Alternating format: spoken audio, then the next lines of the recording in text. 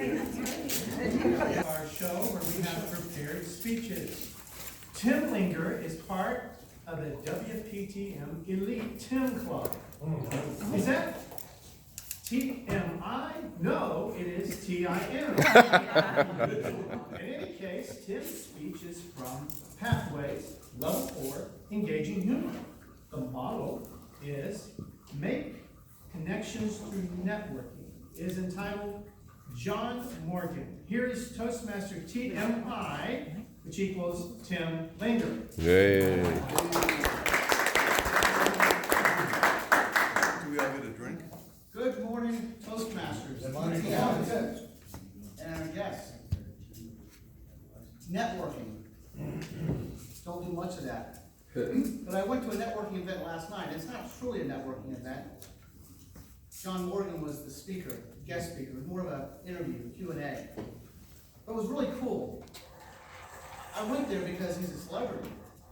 It was really cool because even though he's not someone I necessarily look up to, he's a celebrity. What was really fascinating is that I became the celebrity before the meeting started. People recognized me. Do I know you? My typical line is, I think we may have met in prison. But one guy I've known for 10, 12 years. I'm getting myself a drink and he hears my voice. Tim Linger, how you doing? True story. Other people would say, you look familiar. What's your name? Tim Linger. Oh, I know you. My name is, no, I don't know you. It was pretty cool to have that. After the meeting, I went up and shook John Morgan's hand. He said, what's your name? I said, Tim Linger. Kid you not. Do I know you? And he said, what do you do? I said, I do reverse mortgage. He says, oh. And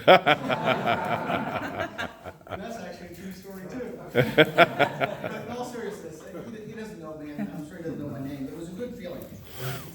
So I wasn't planning on speaking today, but I am. And I prepared my speech last night. Have not practiced it, didn't read it over here real quick. But I can do this because of this club. Because of almost 4 years being in this club, I have prepared myself to be able to do something. So this is my non-pocket speech. So John Morgan is our local lawyer, but he's much more than that. He's a national lawyer. He said in his presentation yesterday that he has lawyers in all 50 states. I was in Niagara Falls, New York, Canada, a couple years ago. And what did I see on TV? But a John Morgan commercial. He's in California, Alaska. Quite amazing. He tells us his story going way back to law school, UF, and how he met his wife and how he got his first job, or one of his first jobs, was AT&T selling bill pages. He made $70,000 back in 1979. He wasn't motivated by the money, but yet it's always about the money. His ambition is to become a billionaire, and he's 3/4 of the way there. But it's not about the money. It truly isn't. It's about winning to him. He tells us a lot of sales stories and success stories. His law firm has built up to 800 lawyers now. Wow. And in his latest campaign, size matters. And he understands the two meanings of size matters. He doesn't care because it grabs people's attention. He's an amazing marketer. He's gone from making a mere $70,000 a year to millions per year. And I bet you he works less than all of us in this room. Probably. So I don't necessarily have a tremendous amount of respect for him. That's too strong of a word. But yesterday after the meeting, everything's changed. He's a Democrat. He's a liberal. But the amount of good he does, the amount of donations, the millions of dollars, the good that he does. He effectively started a bank, which is now Center State Bank. He donated millions of dollars to Second Harvest Food Bank. He's the reason that they've got $1 billion worth of food in their food bank distribution network. He owns restaurants, hotels, attractions, Wonderworks, Spy Museum in DC. He owns houses, condos, just absolutely amazing. He's not bragging, it was just part of his talk and his Q&A. Some of the funny things he did was, he was fun, it's the 3 F's I call it, but he likes the F word. Right in the middle of a sentence, he just drops that thing. And it actually fits in nicely, the audience is laughing. I was watching a video, I went to YouTube and I researched it a little bit last night. He's talking about Arby's. Anybody seen the Arby's video that he produced? He's going down Lake Mary Boulevard, and he's talking about some restaurants where he never sees any cars. No customers, no employees, no one wrapped around the building like Chick-fil-A. He's at Arby's. It must be a front for drug laundering or something. There's no one ever there. I have not eaten there in 15 years, he says. It goes viral. Arby's gets a hold of it. Yeah. So Arby's sends him a suit that looks like a bunch of meat, like roast meat. It's not real meat, of course, but he's got a top and a bottom and even a hat.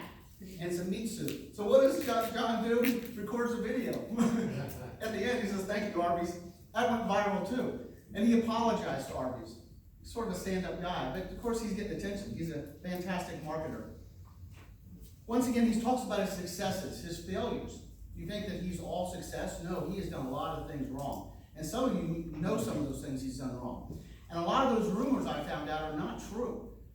Yes, he did lose his driver's license, and some people say that's why he has a chauffeur-driven limousine. That's not true. He was driving down the road talking about Arby's. I'll bet you he has his driver's license.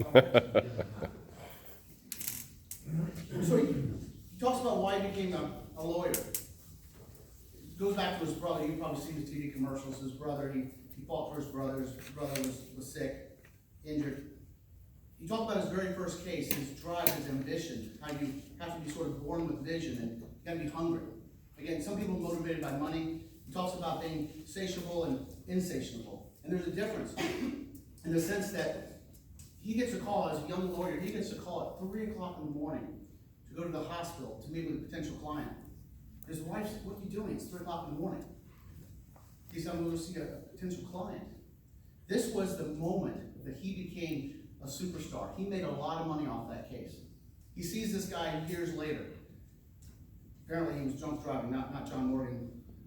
Runs in the back of a Lynx bus. Yeah, he says, he calls John Morgan and he says, "What do I do?" He says, "Well, first of all, in a positive way, why'd you call me?" He says, "Well, you're my lawyer." And John Morgan says, "I got chills. I haven't talked to this guy in years." He said, "Well, do you have any money? Because you hit a municipal bus." "Well, I've got about $10 million. He says, well, I invested well from this lawsuit. So John Morgan took that case, told Lynx that the guy was broke, and he settled for $500 instead of $30,000. So in closing, the things that I learned from John Morgan yesterday were amazing. Number one thing was send delete, and size matters. Thank you, Toastmasters.